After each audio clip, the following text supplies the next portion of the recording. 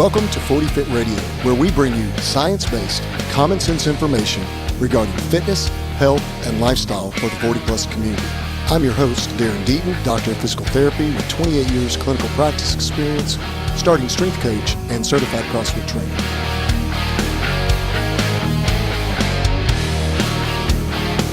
"40 Fit Radio, real people, real fitness, real health."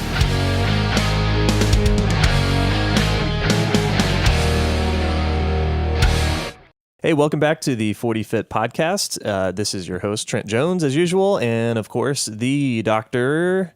Darren Deaton, good morning. Hey, good morning. So we're going to talk today about, we're continuing down our list of like the general physical attributes. We've talked about strength, we've talked about conditioning, we've talked about how to do these things. Today, we're going to talk about flexibility and mobility. Yes, the flexibility, mobility talk. And what you're going to see today that's a little different from the prior podcasts that we've had so far, we're going to, at the end of each podcast on this one and in the future, we're going to be giving you what I'm going to call the 40 Fit Pearls. In my medical training and background, we always think about things that we can take away from a medical symposium, seminar, or reading a book, training, whatever it is, research article. And we think about those things as clinical pearls. So today, our goal is at the end of the podcast and future podcasts to provide you with more information and in a snippet, basically say, here are the high points, the things that you need to be most aware of, the best information from this podcast. So hopefully that'll help you guys. And then you can take that, you can record that information, you can kind of stick that in the back of your brain in those dusty cobwebs, and you can have more info to guide your training and fitness programs. I've got a lot of cobwebs to clear out. Well, I am on my first cup of coffee this morning. Yeah, same here. So maybe as we get deeper into our cups, maybe we'll knock some of those out. So speaking of cobwebs, I've got one that maybe you can help me brush away. We said flexibility and mobility is the topic here. What's the difference? Okay, so a lot of people, they misconstrue or they confuse these two terms fairly regularly, and it's important to realize that they're not, they are related to each other. There's a dynamic relationship between these two terms, and they are conjugates of each other, but they are not the same thing. So let's talk about it strictly from a physiological standpoint, from a physical human machine standpoint. Okay, so flexibility, in my world, as a doctor of physical therapy and as a strength coach, it's the same thing. It is the ability to take a joint through the fullest range of motion, movement that joint can go through. So let me give you an example. If you take a much younger athlete or a younger lifter, younger individual, generally in the shoulder, they ought to be able to have normal range of motion would be 180 degrees of flexion or elevation overhead. If you take a 80-year-old individual and you try to have them do 180 degrees overhead, especially a male, you're going to find that they may have 140 or 150 degrees overhead.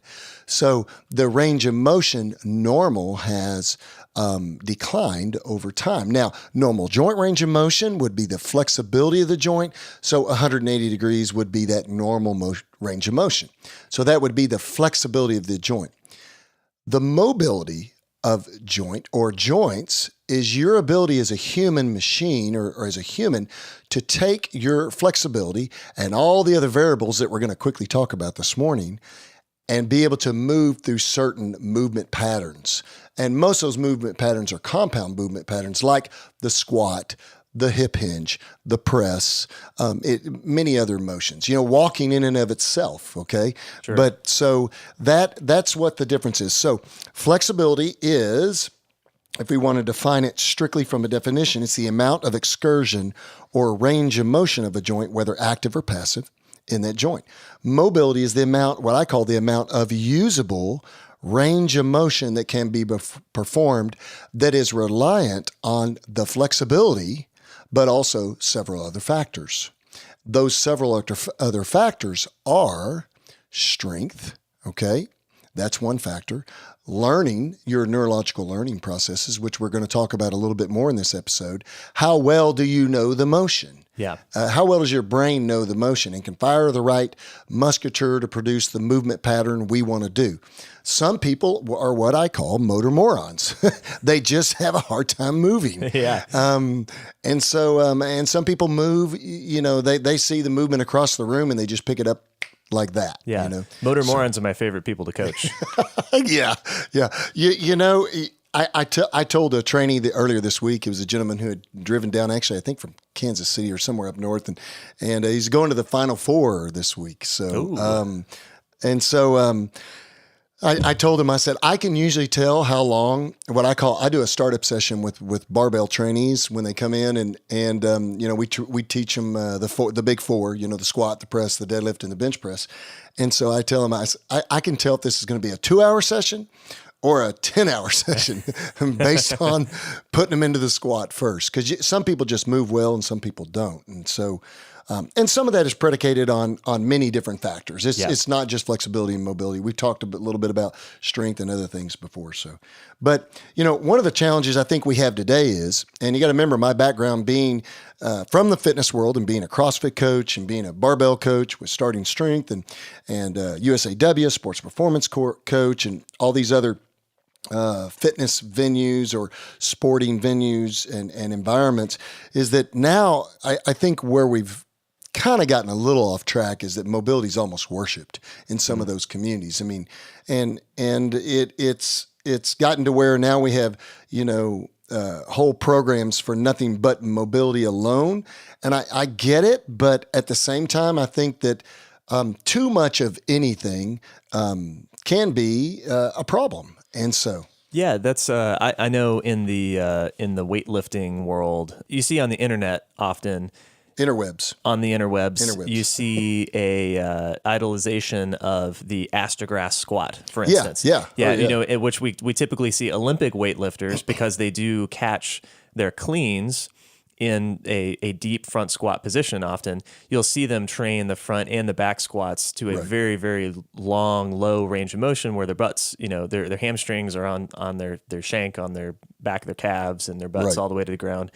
And in internet forums, for instance, that is seen as a superior movement to a more powerlifting style squat where the goal is simply to get the hip crease below the top of the patella. Right.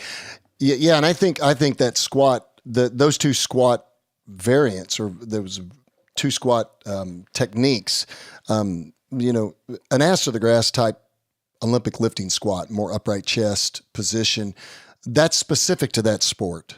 Right. And that's where it needs to stay, in that sporting community. It needs to stay in with individuals that do Olympic lifts. Obviously, going through a full range of joint excursion all the way to the bottom where the knee is in maximum flexion, the hip is in maximum flexion, the ankle's in maximum dorsiflexion under heavy, heavy loads, remains to be seen how healthy that is for those joints. So for our purposes, working with masters, our goal is to present a reasonable programming model, reasonable system that allows them to become functional and allows them to be able to do whatever they want to do in life. Now, if they're going to be a competitive Olympic lifter in the masters division, then they're going to need to have that kind of mobility eventually, because that's specific to that sport. We'll talk a little bit about that in here in just a second too. But yeah, I think that an appropriate squat for strength purposes or daily living would be, under load at least, would be hip crease below the top of the knee in a horizontal back position. Yeah. And I wonder, as an aside, I wonder where this fascination with, or obsession even with mobility came from. I think back to the Arnold, in his book of what is the famous bodybuilding Bible of his. He talked about stretching every day, as a key component to his development as a bodybuilder. It seems to have a long history in the fitness world where we've prioritized or emphasized flexibility. Well, I think flexibility, flexibility is important. I mean, it's one of the 10 general physical skills. I think it probably is one of the top three or four, probably four of the 10 general physical skills. Having adequate flexibility and mobility is important, or you just can't get into the position you need to get into. If a joint gets truly contractured where the joint cannot physically or structurally due to osteoarthritis or joint contractures, change in cellular tissue health, then obviously you just can't perform a position that you need to perform. And as we age, sometimes that happens with joints. But I think too much of any one thing can be not good. And so all things are permissible, but not all things are profitable necessarily. So I think the key here is that if we're not careful as a masters, we start spending so much time doing mobility that we really miss the mark here. How much mobility is important and how much does a master's need? That's the key. How much do you really need? Because you can end up spending 1 hour a day doing nothing but mobility. And I think that's just ludicrous. It's ridiculous. It's not. It's just not necessarily necessary. We all have lives. We have limited training time and limited training resources. So it's paramount that we spend them wisely. Yeah, my goal is for us to present something that's pragmatic and practical that masters can do every single day of their life, and they can make it sustainable, and they can do it till their later years. That's the key. And so, things like, when we get into the mobility world, we start talking about, trigger point work, foam rolling, and we're not going to get into all that. We're not going to get into the foam rolling conversation today. I think the literature is clear that it doesn't necessarily support it. And if you know anything about human connective tissue, fascial strength, and the strength of the connective elements of the human body, that foam rolling really doesn't do anything to change the morphological or physiological characteristics of that tissue. Now, there are some things that we can do neurologically to make muscles and tendons work better and be more mobile, but we'll talk about that in another episode. But I think the key thing here for masters to take away is how much mobility do I really need? And the answer to that question is, how much are you going to use? What is the need? What are you going to use? Yeah. So going back to the squat example, right? If we're an Olympic lifter and we're going to be catching cleans for, say, a clean and jerk, which is a competition movement, and we're going to be catching those in a very low position with with our butts down, low to the ground, with our hips and knees in maximum flexion, then we're going to need a lot. Yeah, but if we're not a competitive Olympic lifter, then we don't need it. Right. A good example would be, we could look at some sports here and say, okay, if you're an Olympic lifter, you're going to need that kind of mobility. You're going to need some shoulder mobility where you can get upright, fully into elevation of the shoulder. You're going to need to have correct hip mobility where you can get a maximum flexion, external rotation, position. Same thing with the knee, full flexion of the knee, full dorsiflexion of the ankle, and actually a little bit more range of motion than that age population would normally possess. If you looked at normals across their cohorts, you might find that the normals are a lot lower than that, even in active, healthy individuals. So you're going to need a little bit more. If you're an adult gymnast, let's say you take gymnastics classes and you're going to do gymnastics, then you're going to need gymnastics level mobility. So one thing I want our audience to understand is that, my background is in, I was a competitive gymnast most of my life. So mobility and flexibility, very, very important. I could do the splits. It was very flexible in the shoulders, could do inversions on the rings. I could do giants. And those all require mobility that's above the norm. It takes your joint into range of motions that your joint really wasn't meant to do normally. But the only thing that allows you to do that as a gymnast, and the reason why a gymnast can do it and get injured less often than the normal population, is they're strong. They're crazy strong. And so we'll talk more about that here in just a second. But so gymnastics, if you were an adult gymnast. So let's take a popular sport and fitness model today. One of the communities that I have been in for the last 10 years, and that's the CrossFit community. Yeah. Well, what do we have there? We have Olympic lifting and gymnastics and barbell training and endurance training all combined. Well, you don't need a lot of flexibility or mobility for most of the endurance sports. If you're a cyclist, you need to be able to sit on a cycle and lean over.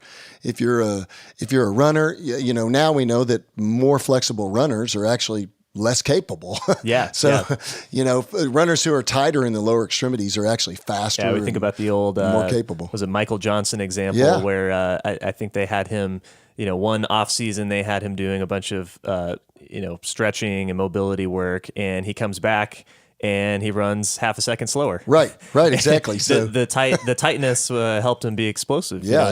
Explosive energy and stored, in the muscle spindle, and the ability to fire those musculature was better when they were tighter. And so, but in a sport like CrossFit, let's take it, and a fitness model like CrossFit, because there's both now. We have the fitness model in the gyms, the boxes, we call it, throughout the world. The actual training model. Right. And then we have the competitions at the very low level to the very high level in the games.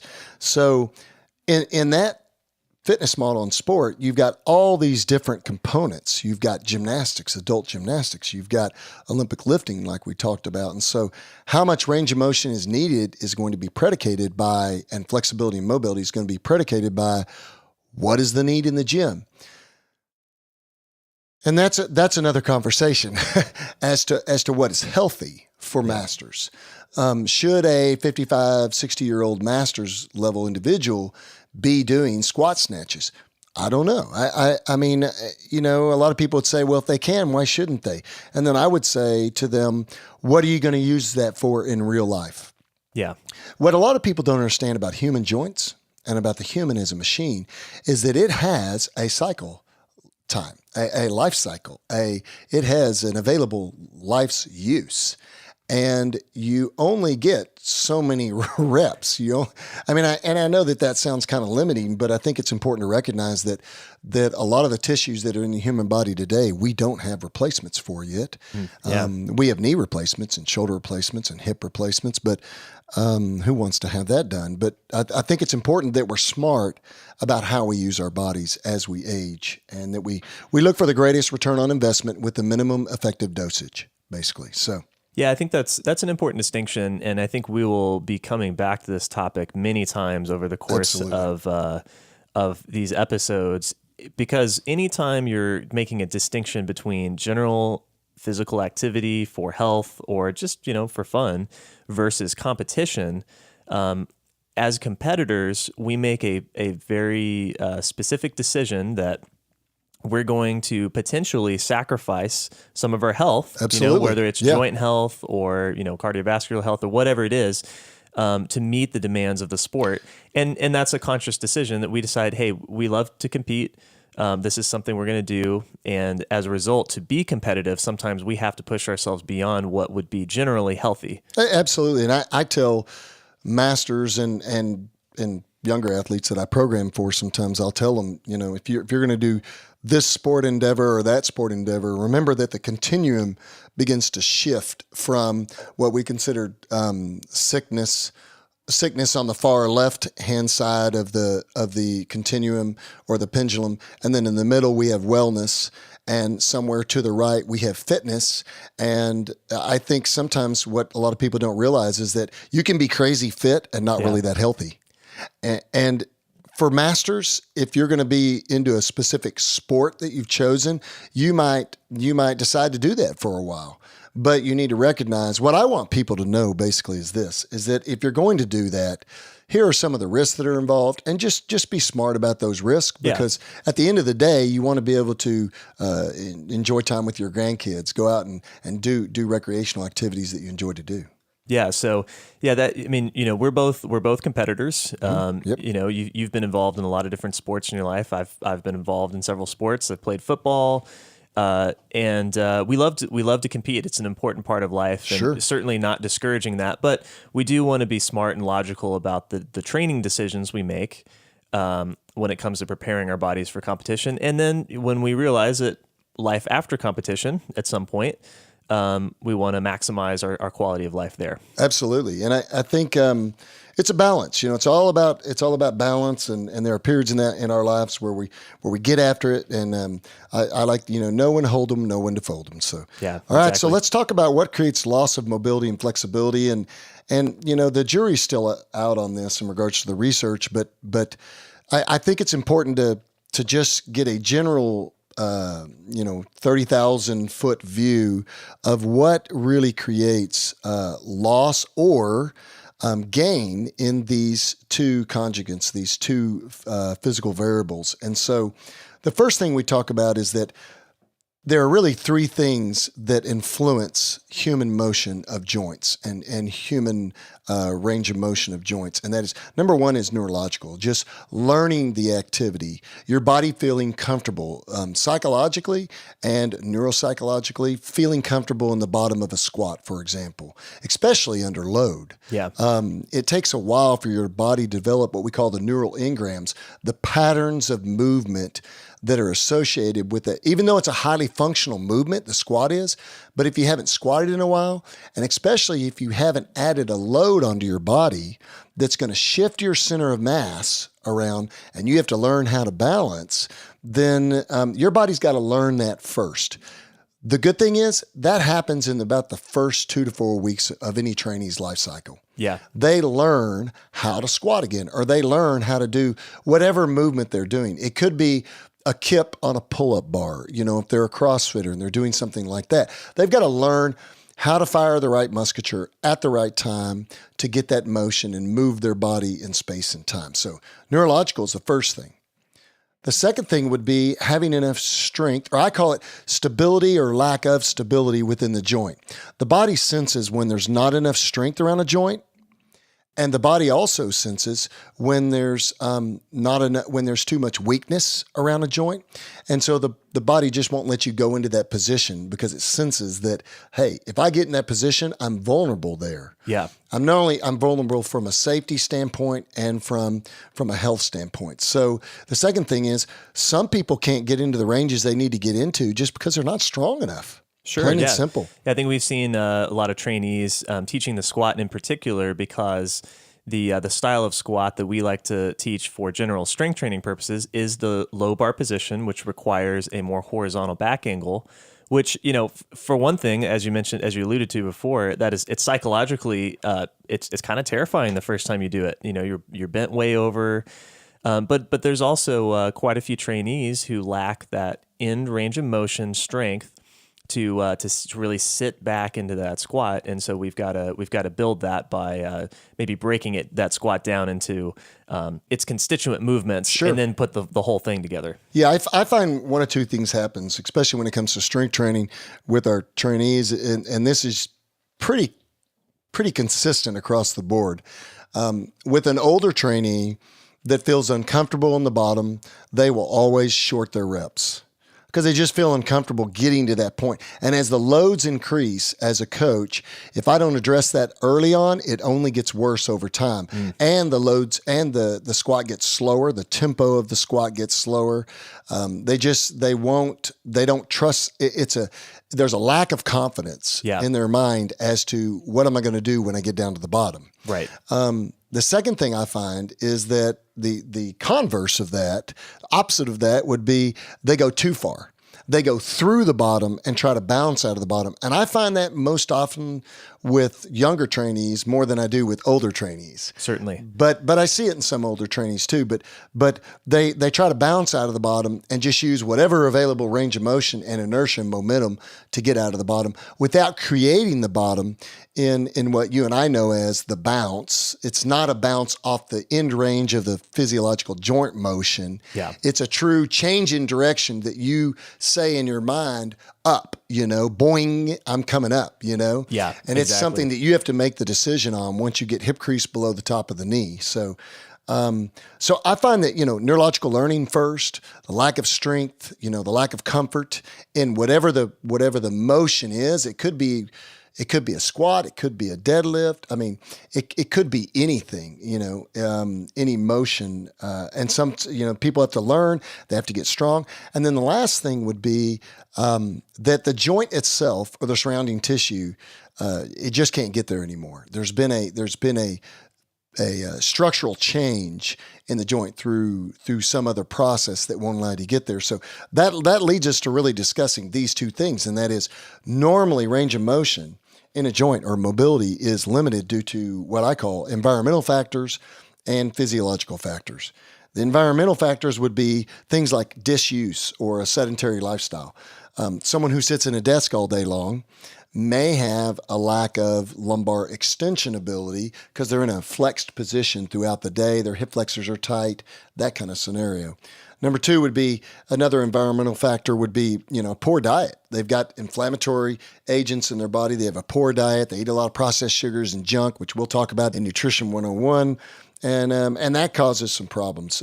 Poor lifestyle habits and patterns. They live a sedentary lifestyle and with lifestyle habits that really don't use a full range of motion of the body's joints. Yeah, my favorite thing there is we are familiar with the term anterior pelvic tilt. Yeah, sure. And especially amongst the younger people that exhibit this, is the question: do they have a mobility issue, or do they just need to stand up straighter? Right. Yeah. Sometimes the answer is simpler than we. It's probably a little of both. Right. Probably a little bit of both. And then the last thing in the environmental factors might be maybe there's a sport or recreational specific pattern of movement that is predicating a loss in mobility. And the best example I can think of this would be trainees that I've had that have been cyclists. They really have a problem in the squat. They really have a problem in some of the movements like the press and the upper back thoracic extension and getting open, or in the bottom of the squat, because they're so tight from being in one position for such a long period of time and then training musculature in that position, and they lose the mobility that they need to be able to get into other ranges of motion.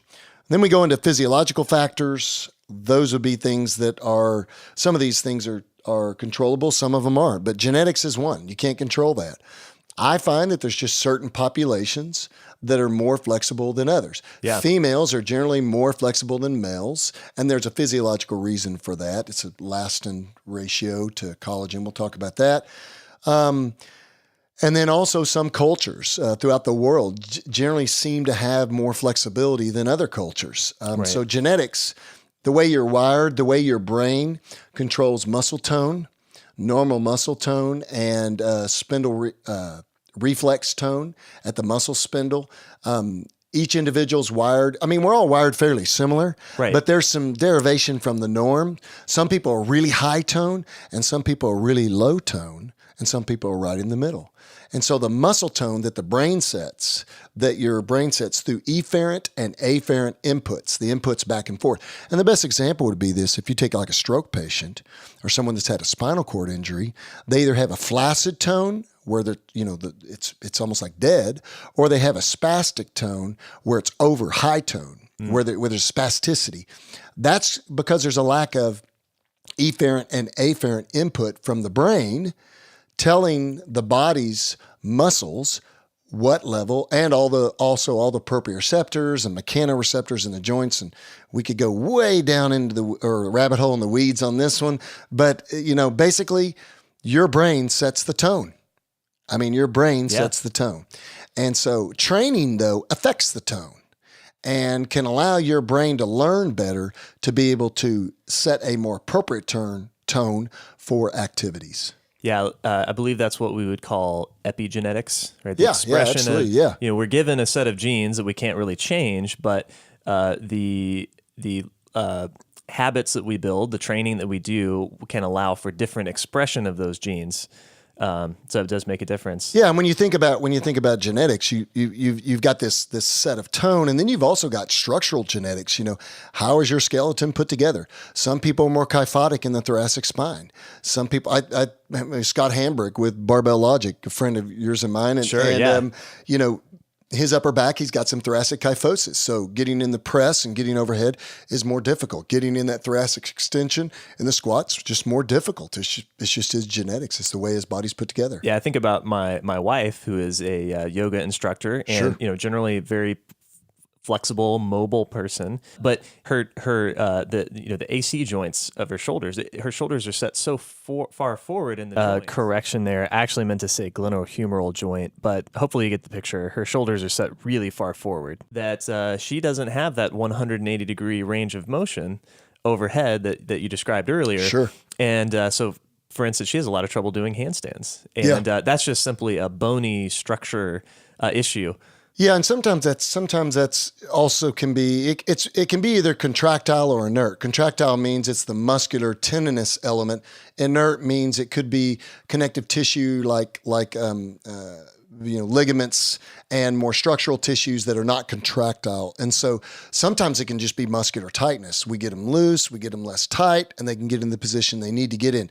And dynamic stretching, we'll talk about some methods of stretching that can be used. But sometimes too, it's that there's an actual structural change or genetic element in the joint, and the joint just can't move through that range of motion. And so, that's important to recognize too. But also, along with these physiological factors, injury to a joint. Let's say someone has bad osteoarthritis in a shoulder joint. Also, not just injury from the standpoint of a single incidence, but also a lot of times just training and a little bit of chronic inflammation in a joint can set up that collagen to basically change its structure and become more plastic and less elastic. We're going to talk about that here in just a second. And so it could just be someone who's done a ton of training and they have a lot of hypertrophic changes, overdevelopment of ligamentous structures that are really thick, and they've got some scarring that has occurred over time, and the joints just get stiff. So that's another physiological factor. And then also diseases, specific diseases can affect it. There are some diseases that, like one's called Ehlers-Danlos, and it's a hypermobility of human joint structure, connective tissue. There's more elastin in the body than there normally is, and basically they have hypermobility in the joint. We call those people double jointed. They don't actually have double joints, but they're really mobile, very, very flexible. The flip side of that would be someone who has a kyphosis, or what we call stenosis of the spine, to where the spine has become basically rigid over time, and there's more and more flexion that occurs over time, and it's higher than the normal aging process would be. So you got both ends of the spectrum. And then the last thing that we need to consider basically is just the fact that aging connective tissue changes over time, guys. That's important to realize, is that as we age, our connective tissue changes. And we do know this, that age changes within connective tissue cells have been proven to be few, like in the muscular cells, other than we get sarcopenia, like we've talked about in prior episodes over time. Loss of muscle mass. Right, we get a loss of muscle mass. But there are some significant changes in fiber type. And we're just going to hit it like this, basically, so we don't get too far into the weeds here. There basically two types of fibers, collagen fibers and elastin fibers. Your body's made up of collagen, basically. Your body's made up of, more of it is made up of collagen than any other tissue. Maybe tell us a little bit about just really basically what collagen is. Okay. Collagen basically is the connective tissue in our bodies, and our body is mainly made up of collagen. And as we age, the collagen fibers basically have a decreased solubility. There is a reducible cross-linkage stability, and there's an increased rigidity in the collagen itself. So I kind of think about it this way. You know how if you have leather seats in your car or your truck and you go outside in the winter and you sit on your leather seats and they're like rock. Yeah, it's like right? concrete. Yeah, okay. And then you go out in the summer and they're real supple and they're stretchable and they're comfortable. Well, collagen as we age becomes more like that cold leather. It becomes less mobile, less elastic in nature, and more rigid and stiff in nature. More plastic and less elastic. Think about it that way. Plastic, when you bend it, will only bend so much and then it breaks. elastic, is like a rubber band. You can stretch it. It's got a lot of stretchability. And that kind of leads us to the elastin fibers in our body too. There is a decreased production in elastin in our body as we age. There's an increased fragmentation in the existing fibers, and there's rupture and loss of rebound in some of those fibers. So you basically, as you age, a lot of coaches that are younger don't realize this, but older or master's level individuals in gyms or in CrossFit gyms or in barbell programs or wherever they are, Olympic lifting programs, they're going to be generally less flexible. And some of it's just because they're aging. It may not be because they're less mobile. It may not be because they're not athletic. It may not be because they don't stretch. It may be just because as tissue ages over time, it naturally, morphologically, actually structurally becomes less elastic over time. So in a nutshell, basically, as you age, overall, you produce less fiber elasticity. It becomes more rigid. There can be contracture and loss of capacity, and this contributes basically to a loss of tissue excursion and functional range of motion. And so that's important to remember as a master's that you're going to be tighter. Now, that doesn't take away from the fact that there are some individuals that at the age of 80 can put their nose on their shins, put their palms flat on the floor, and do the split still. But that is at the ends. That's at the end of the bell curve. That's not the norm for most individuals. So what should most masters do for flexibility and mobility? I mean, my number one recommendation always is that you ought to be doing some type of stretching. And I don't think it needs to be 45 minutes to an hour a day every day. If you really want to increase range of motion in a joint, the best way to do that is under load. It's dynamically stretching that joint under load, safely doing that to ensure that you've got close to the proper range of motion and close to the proper technique. Now, I don't believe that form and technique need to be perfect.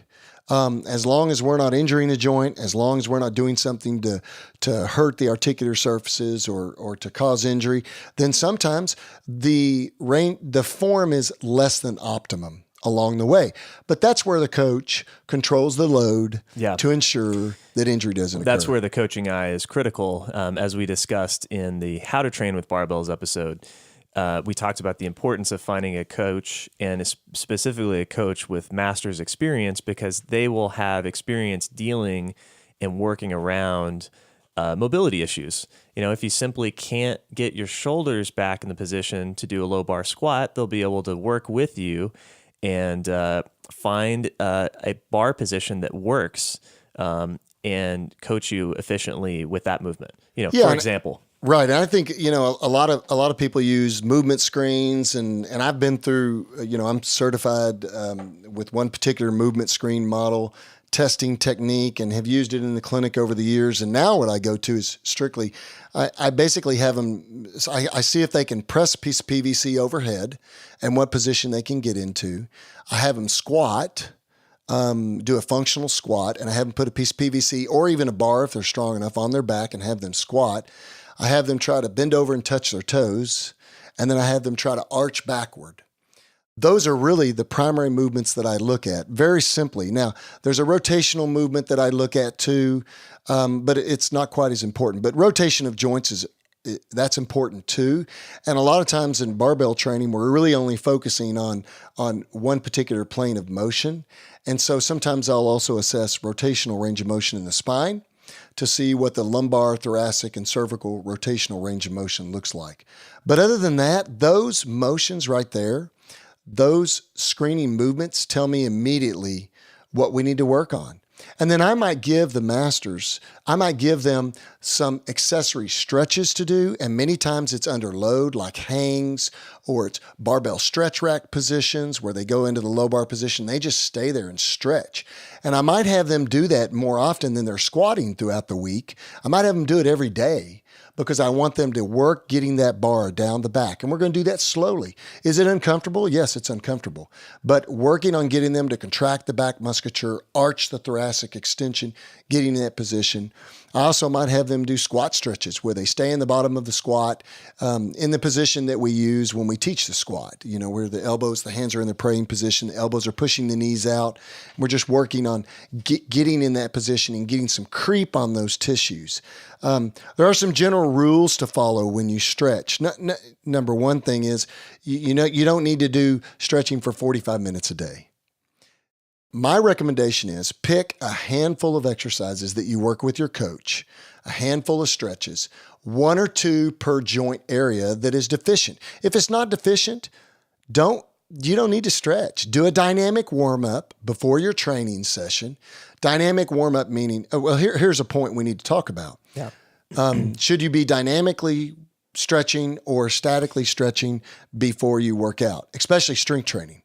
Yeah, absolutely. So generally we'd say dynamic warm-ups Correct. are superior because, and I believe the literature actually supports this, that we can actually negatively impact our force production prior to a strength workout by doing static stretching. Correct.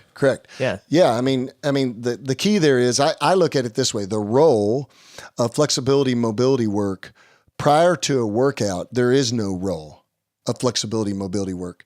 Prior to a workout, you should be dynamically warming up. And that's basically getting a little hot and sweaty. Not tired, Yeah. but a little hot and sweaty. Okay. I just want to get the blood flow going in the connective tissue. And as individuals get older, you do need a little bit more of that. What I'll do sometimes is I'll get my bar set up on the squat rack. If it's a strength training day, I'll get my bar set up on the squat rack. I'll do a set of 5 with the bar. I'll go back over to the assault bike. I'll hit the assault bike for maybe a minute, 2 minutes. Just get my legs warmed up, get a little blood flow in there, get a little sweat on, go back to the bar, hit another set of 5, and then I might stretch my shoulders a little bit with some PVC or something, get under the bar and just let the bar stretch me a little bit, stay there a little bit, and then I start my movements, and then I start my warm-up sets on a strength day. If it's a conditioning workout that I'm doing, some type of Metcon that I'm doing, and I need a fuller excursion than I presently have, then I might do some dynamic stretching in those movements. If not, I just need to get a little bit of sweat on before I hit the workout, just to make sure that I'm a little warmed up, basically. Yeah. So if there's any common thread in the episodes we've recorded so far, it's that the body is a system, and we need to train it like a system. Sure. Right? Where it's not a collection of individual traits. Everything's working in concert. Multivariate. And so when we talk about strength training, that doesn't mean it's to the exclusion of flexibility, mobility, right? You got to have it. talked about this. We've talked about the squat so much today because the squat is a loaded stretch. Sure. So simply the act of squatting itself, that is a stretch. Yeah, and I think most people, when they're talking about flexibility, probably the 2 motions that they're most trying to achieve would be a proper upright overhead position of the shoulders and hands into full elevation overhead and the bottom of the squat. Those 2 positions are more functional than any other 2 positions in life. Most people can get into a deadlift position. Most people can get into many of the positions that are required for most of these fitness endeavors and sports. The key thing is those 2 positions right there are probably the most common positions that we work. But I don't do a lot of mobility and flexibility before workouts. Now, once I've trained, if I've got an area of focus where I've got some deficiency in range of motion, I'm trying to work. And remember, for me as a coach, I'm just looking at normal. Yeah. When a typical master's walks in the door, if they don't have anything out of normal life that they're training for, I don't need for them to get into the bottom of a squat snatch with perfect overhead elevation, position, and thoracic extension. We're not going to use that. Yeah. I'm going to work what we're going to use. And I think that's just good training. It's smart training. Yep. So to take an individual that's not going to use that or doesn't necessarily need that, I think we can save that time and put that time into other components, other training variables that are probably more important. Not that flexibility and mobility is not important, like you said, but we can always do a little bit more of something than we need to. We can worship at the feet of the mobility god, and I think a lot of trainees do that. I think it produces a poor outcome. Yeah. And so, yeah. missing the bigger picture, right? Yeah, So in general, again, I think this is going to be another recurring theme in this podcast is that we let our goals drive our training. Sure. So if our goal is general health, we're going to organize our training around being generally healthy. Absolutely. If our goal is athletic competition, we're going to organize our training around that. And that's part of the difference when we talk about training versus exercise. Part of what we're saying when we do that is that we're taking a logical approach that's based on a specific goal. So we've defined a goal, and we're going to take a logical steps each workout to achieve that goal. If your body, exactly, and if your body has a life cycle, let's be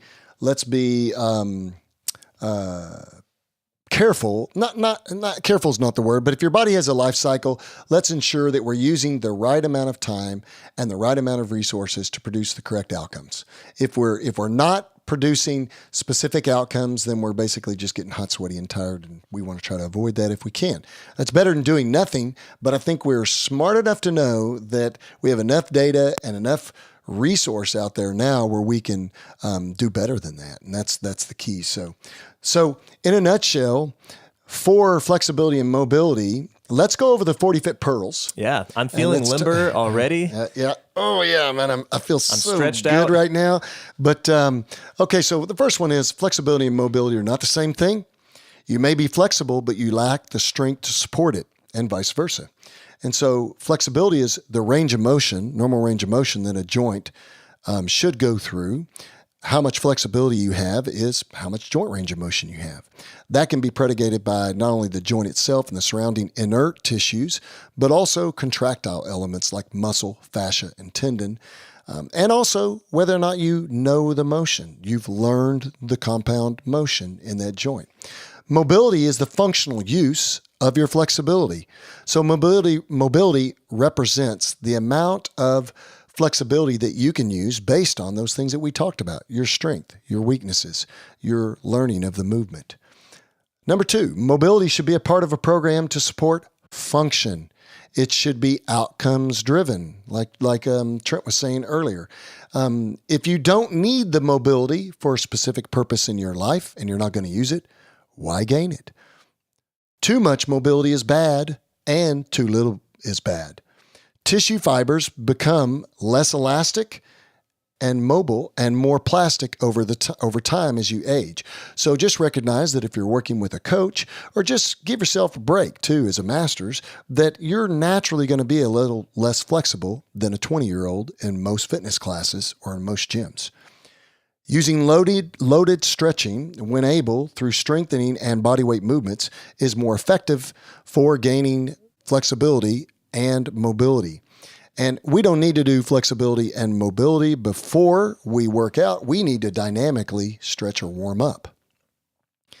The best ways to stretch, if you're going to do stretches, have been proven in literature to be dynamic stretching, which is movement with or without load, and stretching through the full range of motion or the needed range of motion. Contract, relax techniques, isometric stretching under load, and these are more effective than static stretching by far.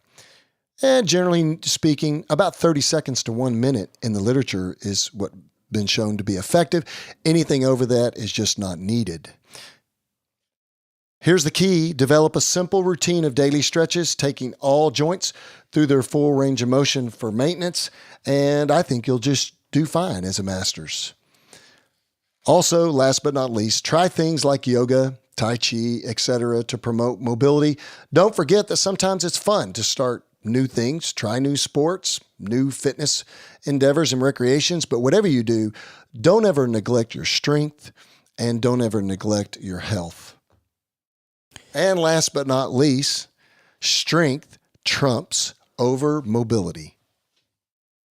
Well said. Thanks for the pearls, Darren. I think we've covered that one pretty thoroughly. So let's wrap it up.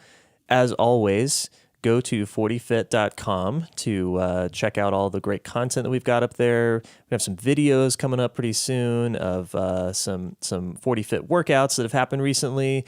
We'll be talking about some upcoming events, upcoming workouts. Hope to see you there. Come join us. Go to @40fit Radio on Instagram and follow us there. And make sure you subscribe to our podcast. Leave us a review. Give us 5 stars, of course. Nothing less than 5 stars is allowed. Only if you have good things to say.